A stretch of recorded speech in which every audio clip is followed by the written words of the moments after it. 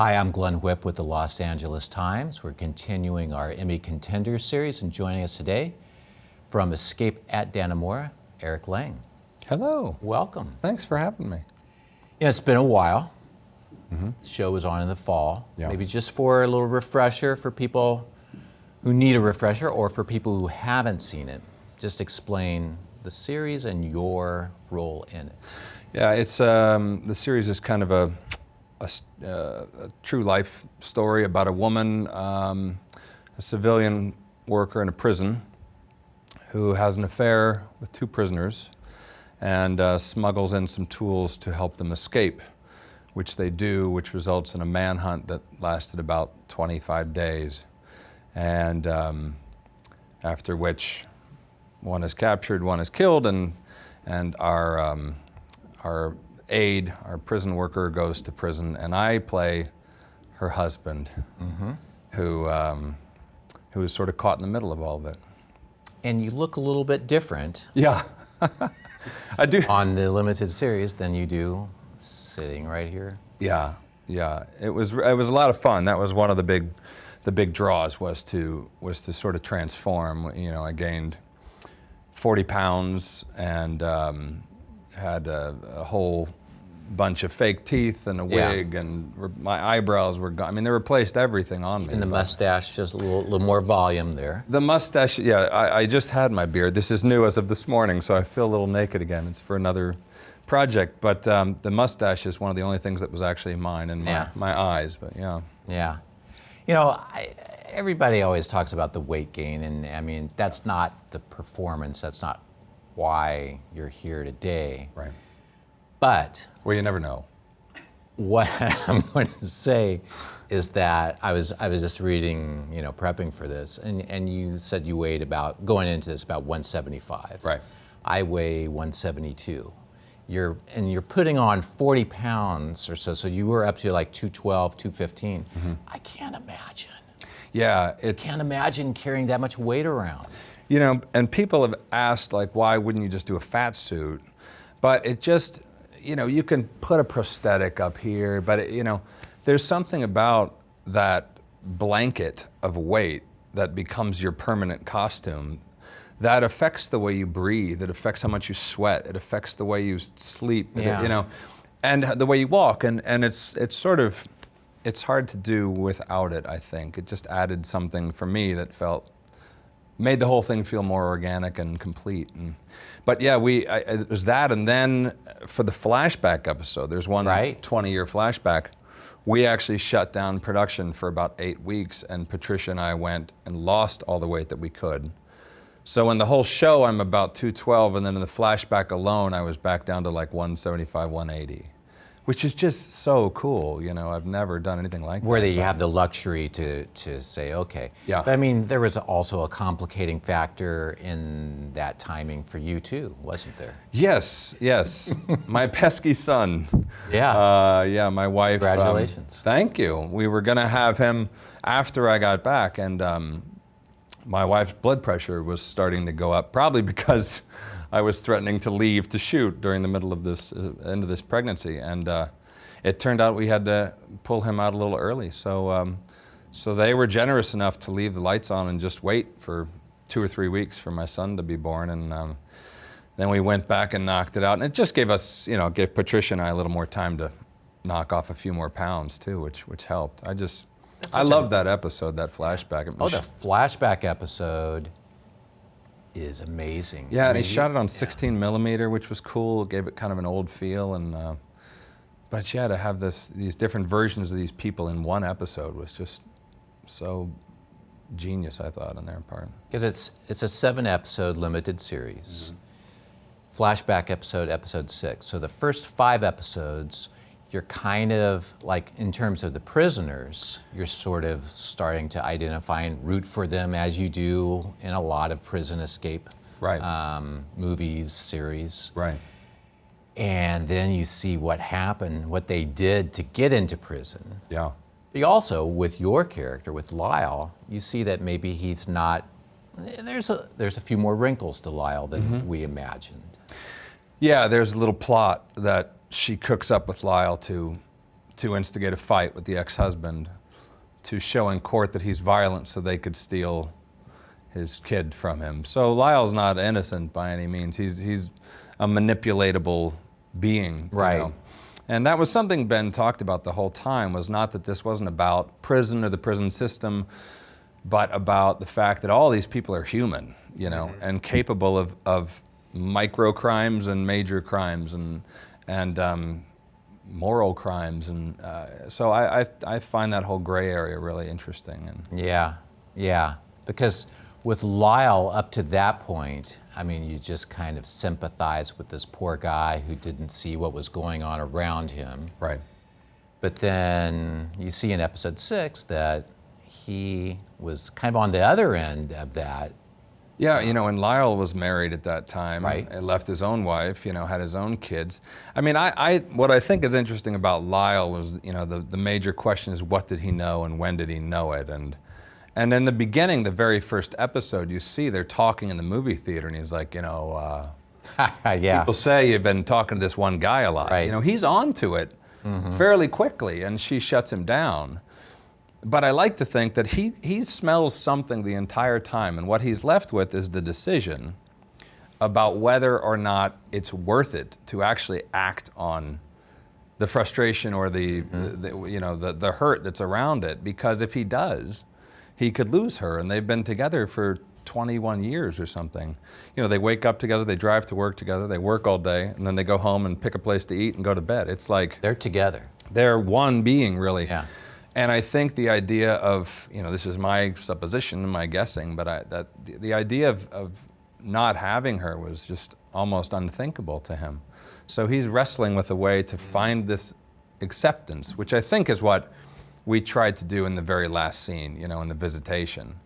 Because she says to him, you know, I'm sorry, and she says to him, I miss you, and things that he hasn't heard probably in 15 years, you know. Right.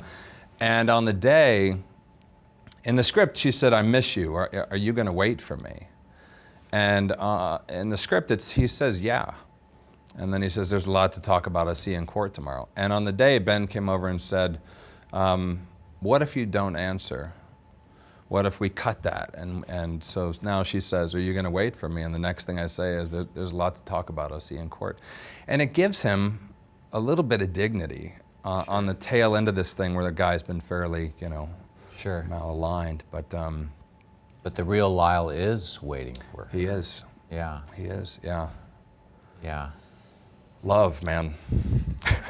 It's a complicated thing. Complicated thing. Yeah. I mean, it's the kind of series that after it's over, you want to, you know, start Googling and What's happened? do some research. Yeah. Yeah. I think she's actually, I read she's up for parole again, to ask for parole again this week.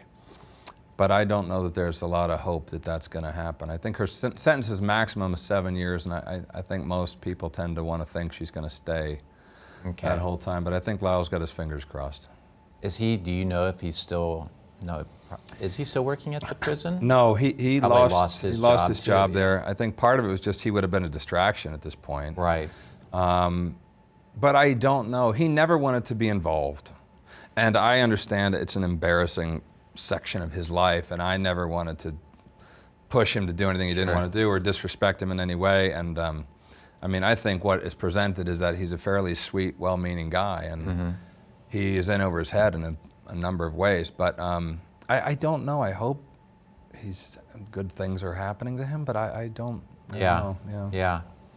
I worry. You think maybe he kind of knew? Like you're saying he was kind of circling around it. Well, you know, kind of knew but didn't want to know. Yeah, I just wonder, when you hear something once, it's a rumor. When you hear something 4 or 5 times, maybe there's some truth to it. You know, where there's smoke, there's fire. And, you know, I don't think one of the things we tried to play with was that there's a real easy trap to fall in, which is that he's the put upon poor sap of a husband who just is a doormat. Right. And Ben and I never liked that idea. So we would always find ways that he was actually kind of a know-it-all sometimes, that he would go, well, you know, the helicopter pilot, you know, he always had a story. He had like a fact that he wanted everyone to know. A little Cliff Clavin from Cheers. Yeah, a little Cliff Clavin, yeah. And so we tried to find times where he had some some chutzpah and some weight behind opinions, and so I actually think he's probably smarter than he's ever really had to let on, you know. But you know, you ask everybody at the prison that worked with him, which I did immediately, and I said, "What's he like? What can you tell me?" And every one of them did this. They just shook their head, and then they just said, "He's just a simple guy. Really was grateful to have his job, loved his wife, you know, going out to dinner." Like there was just, you know, I think the schedule, the routine, the habitual nature of that life really sat well with him. Yeah. There's nothing wrong with that, you know. And it seemed like he was picking up on some signals that things were maybe amiss, and so he was trying to, he did try to make an effort. Yeah. There was a scene where I'm trying to remember because it's been a while, but he blends up like a margarita for her that looks like the worst margarita I've ever seen in my life. Yeah, episode 4 is sort of Lyle's, the courtship of Tilly, where I think he senses, oh shoot, maybe I'm losing control here, and he makes her a margarita, and he you know, he tries to schedule a nice place for them to eat dinner for their anniversary, and he's stood up. And at the end of the night, she comes home to a drunken Lyle at the dinner table, and which I think is a really interesting scene because it's one of the only times we see that maybe there's just a hint of danger to this guy. Right. Like, is he fed up? Is this tonight going to be the night where he's like, no, you know? And we don't quite go there. She actually shuts him down, and he just kind of lets it happen again. Yeah. But he's making attempts. You know, there's just so much about him that is sad to me. You know, he's sort of I feel sympathy for him. You know, I remember seeing the first interview that, you know, that he did when it was happening. Everyone was talking about this woman and her affairs, and that she was married, but no one knew the husband. And then Matt Lauer interviews him, and it was just like, oh my gosh, this guy was frustrated and angry and heartbroken and having to do it in front of millions of people. You know, and I think it's the only interview he's done. It's the only one, and he basically did it to stop everyone from talking about it. Right. He wanted to give his version of the record, but I really felt for him. I never forgot that interview. When they sent it to me with the audition, I was like, oh, that guy. And then I thought, how the hell am I gonna do that? You know, so it was a process.